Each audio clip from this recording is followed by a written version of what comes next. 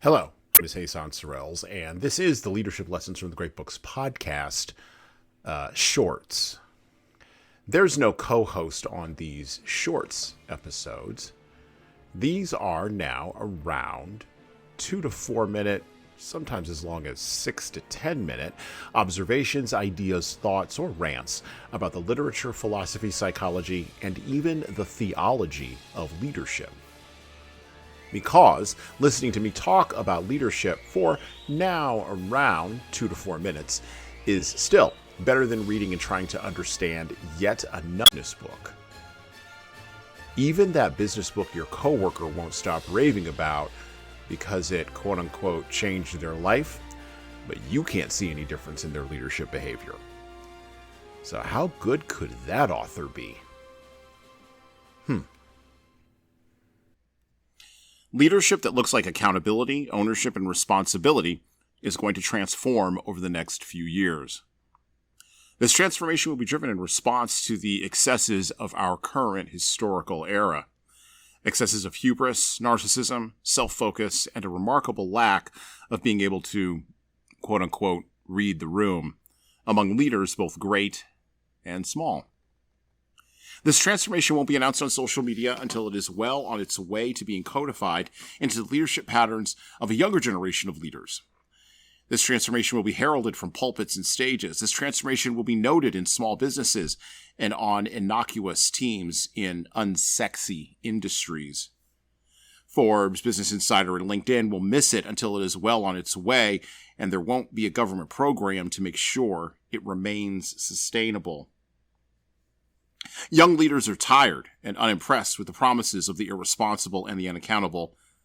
Middle-aged leaders are weary of the cynicism and arrogant flippancy of those who refuse to take ownership for the consequences of their poor decision-making, and everywhere the dearth of older, wiser, and steadier leaders is currently being felt. The transformation of leadership away from political sermonizing is already in place. The only question is, where will all that energy go? It can't be carried in the worn-out container of partisan politics because politics fails. Political acts of leadership are temporary solutions to longer-term and more systemic problems, and things are, with a lot of resistance and strife, changing. The robot Ultron in one of those old-school Marvel movies had a great line that I always think of when I think about this transformation. He said, and I quote, "You wanted to save the world, but you didn't want it to change." That could be the mantra of the irresponsible, the unaccountable, and the leaders dodging ownership for the past 25 years.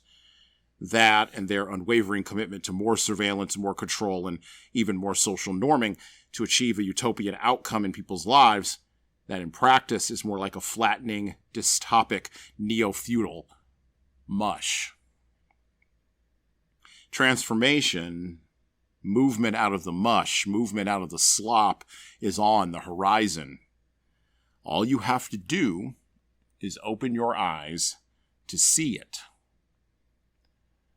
And well, that's it for me. Thank you for listening to the Leadership Lessons from the Great Books podcast today. And now that you've made it this far, you should subscribe to the audio version of this show on all the major podcast players, including Apple iTunes, Spotify, YouTube Music, and everywhere else where podcasts are available.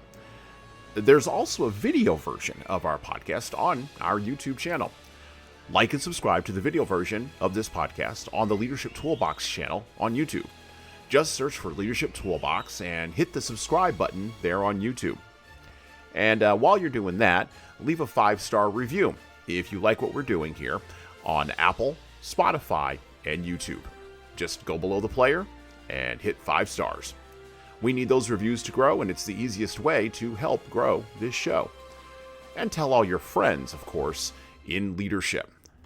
By the way, if you don't like what we're doing here, well, you can always listen to another leadership show.